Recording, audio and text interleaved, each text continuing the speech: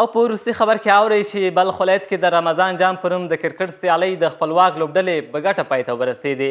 په دې سیالیو کې د ابراهیم خیل او بلخ خپلواک لوبډلو پایلوبې ته لار پیدا کړه چې د بلخ خپلواک لوبډلې رمضان جام په خپل نوم کړ. د بلخ ولایت د کرکټ مسؤلین وایي رمضان جام یې په بریالیتوب سره پای ته ورسوه. نوموړي په هیواد کې د قوشتپې په نامه 20 اوریزو سیالیو ته په اشارې وویل که کرکټ بورډ ورته شته ستونزې حل کړې وای اوس به د قوشتپې په نوم سیالۍ بلخ ولایت کې ترسره کېدی.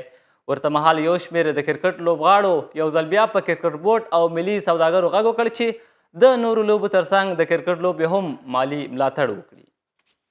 مزار شریف ښار کې د رمضان جام 10 اوریزه سیالۍ د ابراهیم خیل کلب په دوهم او د بلخ خپلواک لوبډلې په لومړي مقام ګټلو سره پای ته ورسېدې. دغه سیالۍ 10 ورځې وړاندې د مزار شریف په ښار کې د شپږو لوبډلو ترمنځ په لاره اچولې شوې وې چې د بلخ خپلواک لوبډلې وکولی شو رمضان جام په خپل نوم کړي. د بلخ د کرکټ مسؤلین وایي رمضان جام وښودله چې بلخ له ځانه سره ښه کرکټران لري او که زمینه ورته برابره شي ملي لوبډلې ته به غوره استعدادونه ورکړي. د ټورنمنټ چې رمضان جام په نامه ټورنمنټ و چې د شپږو کلبونو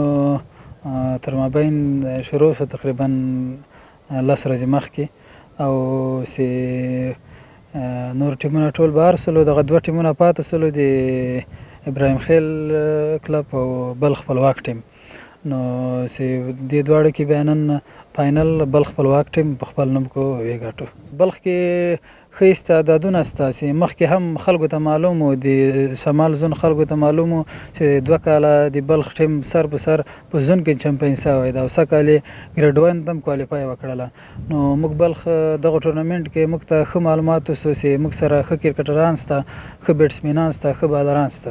د بلخ ولایت د کرکټ مسؤل محمد الله ثابت د هیواد په سطحه کندهار کې د قوشتپې په نامه 20 اوریزو سیالیو په اړه وویل که مو میدان جوړ وای او زمینه برابره وای دغه لوبې به د کندهار پر ځای د قوشتپې کانال په څنډه کې شوې وای. نوموړي له کرکټ بورډ څخه په جدي توګه غوښتنه وکړه چې د دوی د کرکټ برخه کې ستونزې حل کړي. که چیرې موږ دلته بلخ ولایت کې ښه معیاري میدان سټیډیم درلودی نو دغه اوس کوم لیګ په کندهار کې په لاره اچول سوی ده د قوشتپې په نوم لیګ لومړی پړاو نو دغه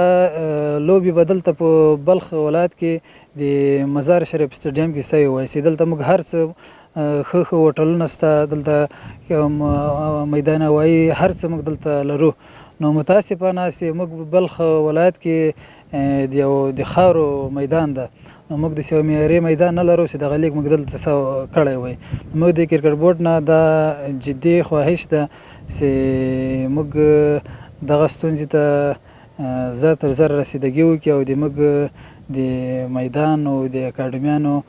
غم زر تر زر راته وخوري. یو شمېر د بلخ ولایت د کرکټ لوبغاړي یو ځل بیا په کرکټ بورډ او ملي سوداګرو غږ وکړ چې بلخ کرکټ په نشته امکاناتو کې ډیر پرمختګ کړی او که دوی یې ملاتړ وکړي او د امکاناتو زمینه ورته برابره کړي نو دوی به د کرکټ برخه کې د بلخ ولایت نوم نور هم لوړ کړي.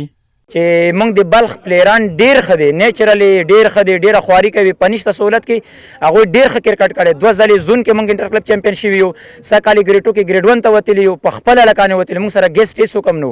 نو جدا غوښتنه کوو د کرکټ بورډ نه ملي تجارانو نه بالخصوص د مزار هغو تجارانو نه چې وسې کېږي کرکټ سره شوق لري او که شوق هم نه لري د په نس د نور سپورټس کې لکه بوسکشي ته خلک سپورټ کوي فوټبال سره څومره مینه سپورټ کوي نو کرکټ بخش ته دې هم لږ راشي دغه کې دې هم لږ سرمایه ګزاري وکړي نو انشاءالله هغه ورځ بلري نه وي چې بلخ کرکټ به یوه ورځ انشاءالله د خوست او د کابل او د ننګرهار په مقابلې کې وي انشاءالله. موږ په بلخ کې ډېرې داسې پیاوړي تکړه لوبغاړي لرو که چېرته کرکټ بورډ بلخ کرکټ ته پاملرنه وکړي نو موږ به د بلخ کرکټ نه د بلخ لوبغاړو نه موږ به ملي ټیم ته هم لوبغاړي ورکړو او حتی موږ لوبغاړي به په خارج کې هم لوبېږي. او د یادونې وړ ده چې په بلخ ولایت کې په لومړي ځل د رمضان جام سیالۍ په لاره اچول کیږي. د بلخ کرکټ مسؤلینو پر وینا رمضان جام یې په بریالیتوب سره پای ته ورسوه او پلان لري چې ډیر ژر د ولایت او زون په سطحه هم د کرکټ لوبې پر لاره واچوي.